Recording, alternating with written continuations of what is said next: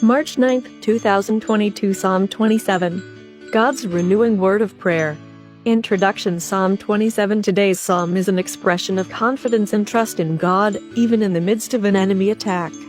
Trusting in God's care, the writer expresses a desire to seek God's guidance and to live in God's house. Scripture reading. A prayer of praise. 1. The Lord is my light and my salvation. I will fear no one. The Lord protects me from all danger. I will never be afraid. 2. When evil people attack me and try to kill me, they stumble and fall. 3. Even if a whole army surrounds me, I will not be afraid. Even if enemies attack me, I will still trust God. 4. I have asked the Lord for one thing. One thing only do I want: to live in the Lord's house all my life, to marvel there at His goodness, and to ask for His guidance.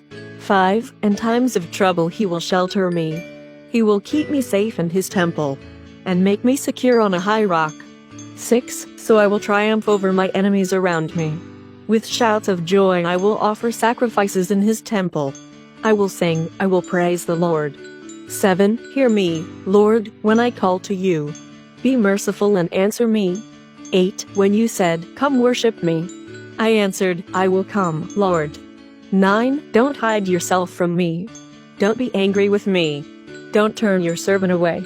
You have been my help. Don't leave me, don't abandon me, O God, my Savior. 10. My father and mother may abandon me, but the Lord will take care of me. 11. Teach me, Lord, what you want me to do, and lead me along a safe path, because I have many enemies.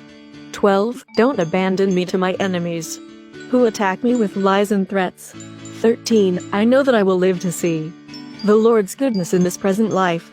14. Trust in the Lord. Have faith, do not despair. Trust in the Lord. Today's key verse, Psalm 27:1. The Lord is my light and my salvation, I will fear no one. The Lord protects me from all danger, I will never be afraid. Reflect what verses attest to the writer's confidence in God. What petitions does the writer direct to God in verses 7 to 12? Do you have any fears? If so, in what ways can this psalm be a source of comfort for you? Let's pray. Lord God, you alone are my light and my salvation. I know that you will never abandon me. Teach me what you want me to do, and lead me along a safe path.